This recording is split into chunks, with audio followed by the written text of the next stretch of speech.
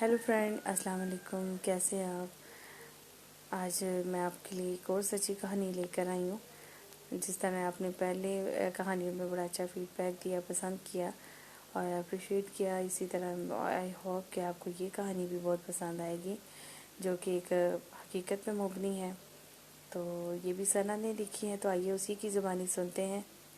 اور کہانی کا نام ہے لفظ زندہ رہتے ہیں۔ کہتے ہیں کہ بچپن میں دلوں پر لفظ نہیں لہجے اثر کرتے ہیں، لیکن میرے دل پہ تو بچپن کا ایک ایک لمحہ، ایک ایک لفظ ایسے نقشہ جیسے کل ہی کی بات ہو۔ جب بھی میں روزمرہ کے کاموں سے فارغ ہو کے بیٹھتی، خود بخود گزرے لمحوں کی یادیں یاد آنے لگتی۔ ویسے میں نے دیکھا ہے کہ جب بچہ پیدا ہوتا ہے تو اسے رشتوں کی پہچان نہیں ہوتی۔ دھیرے دھیرے بچہ بچپن میں احساسات کی پہچان کرنا سیکھتا ہے اور آخرکار احساس سے ہی وہ ہر کسی کے پاس جاتا ہے، لیکن اس وقت کے تمام لمحوں کو وہ زیادہ دیر تک اپنے ذہن میں رکھ نہیں پاتا۔ پھر جب وہ بولنا، چلنا اور بھاگنا شروع کرتا ہے، تب اس عمر کے بچے کو کچھ نہ کچھ یاد رہتا ہے۔ لیکن مجھے لگتا ہے کہ شاید میں ایک انوکھی بچی تھی، کیونکہ ان دنوں کی وہ سب باتیں جب میں نے صرف بیٹھنا ہی سیکھا تھا، مجھے آج بھی بہت اچھے سے یاد ہے کہ جب میں اپنے بڑے بہن بھائی اور اپنی امی جان شناس کے ہمراہ نانی کے گھر جاتی تھی۔ میری پیاری امی جان، جو کہ بری آنکھوں اور گوری رنگت کی بہت ہی خوبصورت عورت تھی، جن کی ہنسی زندگی کا احساس دلاتی تھی، مگر ان کی خوبصورت گود میں مجھے میرا وجود کچھ عجیب سا ہی لگتا تھا، کیونکہ دونوں بہن بھائی اور امی جان کی طرح نہ میری برف سی اجلی رنگت تھی اور نہ ہی میں خوبصورت دکھتی تھی۔ بہرحال گاؤں نما ایریا چرڑ میں ہماری نانی کی حویلی، جس میں سبھی رشتہ دار مل جل کر رہتے تھے، اور امی جان کی کزنس مل کر میرے ساتھ کچھ عجیب سے ہی کھیل کھیلا کرتی۔ مجھے کپڑے سکھانے والی تار کے پاس لے جا کر جان بوجھ کر کھڑی ہو جاتی اور میں ٹھہری گود میں کھیلنے والی ایک چھوٹی سی معصوم بچی تار پاس آتی تو اپنے چھوٹے چھوٹے ننھے ہاتھوں سے پکڑ لیتی۔ جیسے ہی میں تار کو مضبوطی سے پکڑتی تو وہ مجھے یوں ہی تار کے ساتھ لٹکا چھوڑ دیتی۔ کئی منٹ تک تو میں یوں ہی لٹکی رہ جاتی، مگر امی کی کزنس آنٹی ریحانہ وغیرہ سب وہاں کھڑی مجھے لٹکا ہوا دیکھ کر ہنستی۔ جب امی جان کو پتہ چلتا تو ان کو یہ کام کرنے سے روک دیتی، اور تو کبھی کبھی تو مجھے گائے بھینسوں کے چارہ والی جگہ پر چارے میں دبا دیتی۔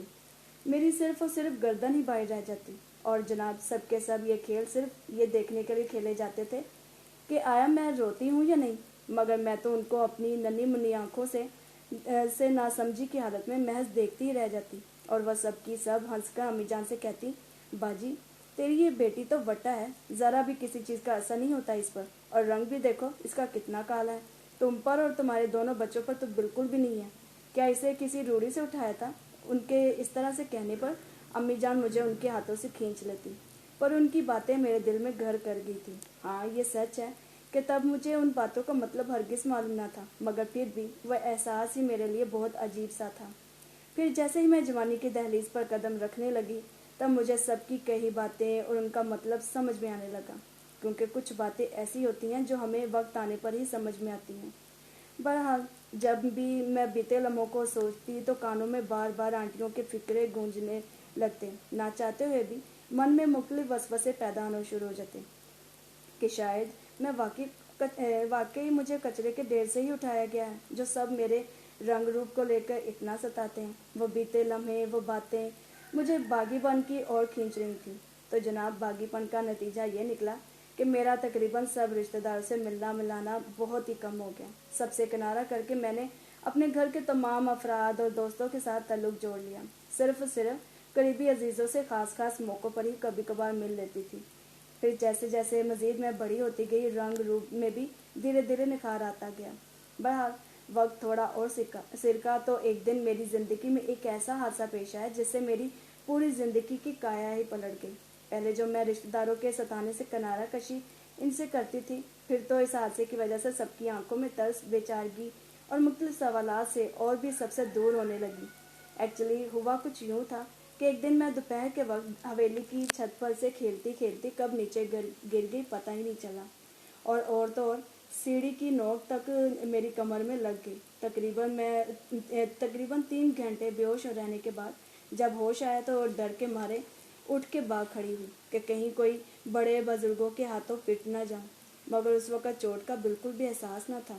پر تھوڑے سے دن گزرے تو کمر میں درد اکثر رہنے لگا، بہت علاج کروایا گیا، کچھ دن تو مجھے آرام مل گیا، मगर दर्द वही का वही रहा। फिर आहिस्ता आहिस्ता इस दर्द ने जड़ ही पकड़ ली। उस वक़्त मैं महज 7 साल की ही थी जब मेरे पहली बार एक्सरे होने पर रीढ़ की हड्डी का मसला सामने आया।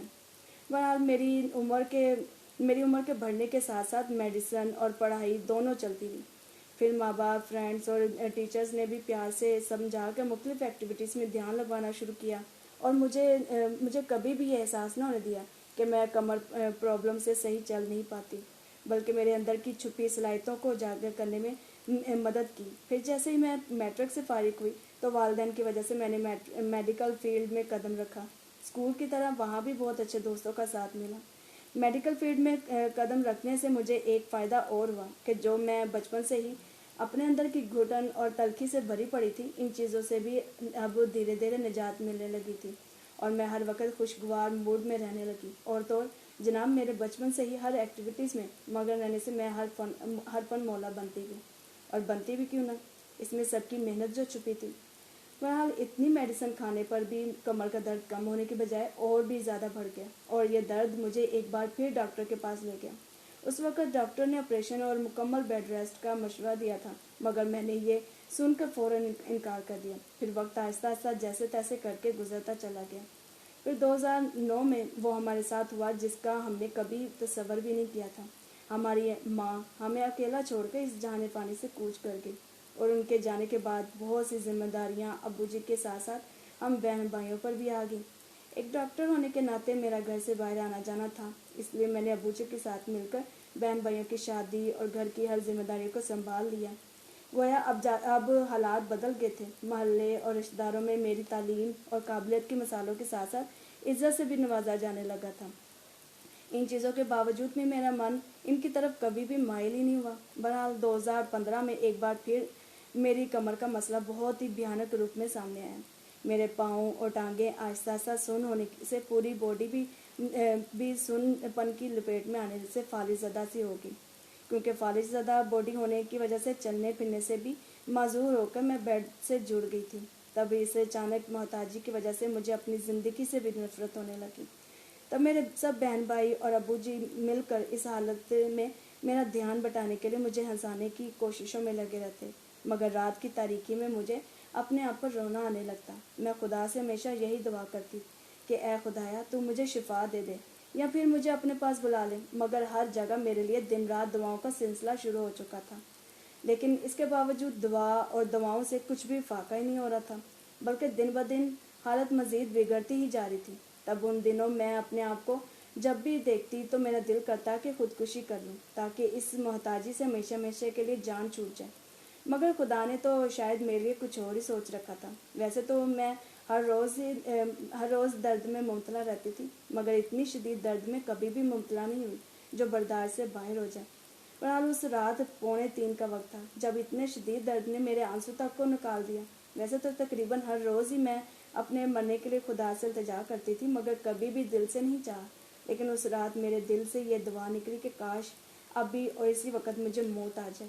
काश, और दुआ करते करते कब मैं नींद के आलम में चली गई और कब सपनों की वादी में खो गई पता ही नहीं चला।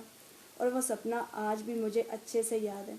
मैंने देखा कि एक हॉस्पिटल जिसको मैंने अपनी ज़िंदगी में पहले कभी नहीं देखा था, वहाँ स्ट्रेचर पर एक बॉडी को बाहर लाया जा रहा था, और वहाँ जमा तमाम अफराद सफ़ेद लिबास पहने रो रहे थे। जब मैंने उस बॉडी की तरफ ध्यान किया तो वो मेरी ही बॉडी थी। कुछ दिन तो लगातार यही सपना आता रहा।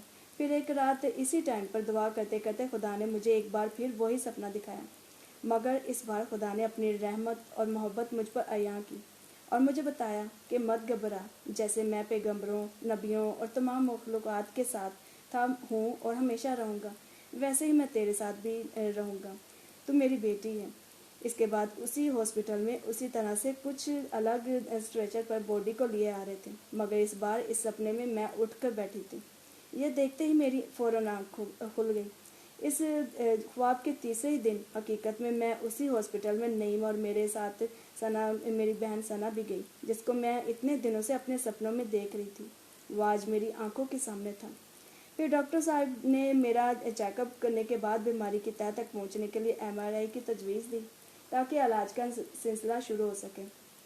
MRI करवाने के लिए लेटना ज़रूरी था, मगर लेटने से मुझे तकलीफ़ से दो चार होना पड़ता था اور لیٹنے سے سانس لینے میں بھی دشواری کا سامنا کرنا پڑتا، کیونکہ ساری رات میں بیٹھ کر ہی وقت گزارا کرتی تھی۔ میری اس کنڈیشن کو مد نظر رکھتے ہوئے ڈاکٹر نے ایک میڈیسن 3 دن کھانے کے لیے لکھ کر دی۔ وہ میڈیسن لینے پر 1.5 مہینے کے بعد میں اس رات بیڈ پر لیٹ کر سوئی اور کسی قسم کا مسئلہ بھی نہیں ہوا۔ مجھے یاد ہے کہ اس دن میں دلی طور پر خوش ہوئی تھی، ورنہ ہمیشہ بچھو فلم کے بوڈی دیول کی طرح بیٹھی سوتی تھی۔ اس رات میں نے خدا کا لاکھ شکریہ ادا کیا۔ بہرحال پھر 3 دن کے بعد آخرکار مجھے فہیم بھائی کے پاس شوکت خانم ہسپتال میں MRI کروانے کے لیے میری چھوٹی بہن ثنا اور میرا چھوٹا بھائی نعیم لے کر گئے۔ وہی میڈیسن نیند والی لینے کے بعد MRI خدا کے فضل سے ٹھیک ٹھاک ہو گئی۔ ایکچولی MRI کے دوران مجھے محسوس ہوا کہ میرے سر پر بہت بڑا ہاتھ ایک خاص روشنی کے ساتھ آیا، اور تب تک رہا جب تک MRI نہیں ہوئی۔ خدا کا کرشمہ دیکھیے، MRI کی ساری رپورٹ بالکل کلیئر آئی، اور تو ڈاکٹر نے MRI چیک کرنے کے بعد آپریشن کی ڈیٹ 26 ستمبر 2015 کی فوراً دے دی، اور آخرکار 1 ہفتے بعد مجھے آپریشن تھیٹر کے لیے لے جایا گیا، اور میری تینوں بہنیں روم میں بیٹھی میرے آپریشن کی کامیابی کے لیے دعائیں کرنے لگے تھے۔ سب کی دعاؤں سے آپریشن بھی کامیاب ہو گیا، کیونکہ میرا آپریشن 6 گھنٹوں کا تھا، مگر اس دن دعا اور روزے کی بدولت اور ہمارے خدا کی میرے لیے محبت نے میرے آپریشن کو 3 گھنٹوں میں بدل دیا۔ اور ڈاکٹر بھی اس وقت حیران اور پریشان تھے کہ کب وہ آپریشن شروع ہوا اور کب ختم ہوا، ان کو پتہ ہی نہیں چلا۔ اور جناب 3 گھنٹوں کے بعد میں ہوش میں تھی۔ میں اسٹریچر پر واپس روم میں لائی گئی تو ہم سب کی خوشی کی انتہا کا ٹھکانہ نہیں مل رہا تھا۔ سب لوگ کچھ گھنٹے ہسپتال میں ٹھہرے رہے، پھر سب چلے گئے، صرف ثنا ہی میرے پاس رہ گئی میری دیکھ بھال کے لیے۔ خیر، آپریشن کے بعد 3 دن ہم دونوں وہاں ڈاکٹر کی نگرانی میں ہی رہے۔ پھر تیسرے دن چھٹی کے وقت ڈاکٹر نے مزید 1.5 سال کا علاج بتایا اور کھانے پینے کا پرہیز بھی بتا دیا، اور ساتھ میں ایکسرسائز بھی بتا دی گئی، جو کہ مزید چیک اپ کروانے پر 1 مہینے بعد ڈاکٹرز کے کہے کے مطابق میں ایکسرسائز بھی کرنے لگی۔ مگر سبھی کی دعاؤں اور روزوں سے خدا نے مجھے جلدی شفا دے دی۔ کچھ ہی دنوں بعد سب کی کیئر ملنے پر میں واکر کے سہارے بھی چلنے لگی۔ سب کی محنت اور پیار اور خدا کے گہرے فضل سے 2 مہینوں بعد ہی آہستہ واکر کے بنا ہی چلنے میں کامیاب ہوگی، پر ابھی بھی پاؤں تھوڑے سے ڈگمگا جاتے تھے، اس لیے واکر بھی احتیاطاً سب جگہ پر ساتھ رکھتی تھی۔ میری زندگی کا یہ سب سے بڑا معجزہ تھا کہ میں 3.5 مہینوں کے بعد نہ صرف بہتر تھی، بلکہ نعیم کی شادی کی ڈیٹ فکس کروانے کے لیے غازی آباد تک گئی، جو کہ 2 فروری 2016 کی ڈیٹ فکس ہوئی۔ بہرحال اپنی بہنوں کے ساتھ بازاروں میں گھوم پھر کر شادی کے سارے انتظامات کی تیاریوں میں مدد کرنے لگی، اور تو اور ہمارے گھر کی سیڑھیاں ہی اتنی زیادہ تھی کہ خدا نے میرے اندر اتنی ہمت اور حوصلہ بھر دیا کہ جتنا میں خدا کا شکریہ ادا کروں اتنا کم ہے۔ خدا نے مجھے دوبارہ سے ایک نئی زندگی عطا کی تھی، اور مجھے میری زندگی کے تمام واقعات سے یہ بھی سکھایا کہ زندگی کبھی بھی آسان اور سہل نہیں ہوتی، اس کو ہمیشہ آسان بنانا پڑتا ہے، کچھ کو نظر انداز کر کے تو کچھ کو برداشت کر کے۔ ہاں، یہ سچ ہے کہ بچپن سے لے کر آج تک وہ تمام لفظ اور زخم مدتوں بعد بھی میرے دل میں ابھی تک تازہ ہیں، کیونکہ کبھی کبھی وقت کے پاس بھی ہر مرض کی دوا نہیں ہوتی۔ بہرحال اب 2 سال ہو گئے، میں پھر ڈاکٹر کے پاس کبھی بھی نہیں گئی، صرف اور صرف 3 ماہ ہی علاج کروایا، اور خدا کی شفقت سے آج صحت اور تندرستی کے ساتھ چلتی پھرتی ہوں، اور بہت سے کاموں کو اپنے ہاتھوں سے سر انجام دے رہی ہوں، اور میری تو بس خدا سے یہی التجا ہے کہ وہ مجھے اپنے کاموں میں کثرت سے استعمال کرے۔ اور آخرکار میری زندگی کو جب نیا موڑ ملا، تب میں نے جانا کہ خاموشیاں ہی انسان کے لیے بہتر ہوتی ہیں، اور پھر لفظوں سے تو اکثر لوگ روٹھ جایا کرتے ہیں، کیونکہ یہ لفظ ہی تو ہیں جو ہمیشہ ہمارے دلوں میں زندہ رہتے ہیں۔ Hope you like this. Thank you very much. Bye bye.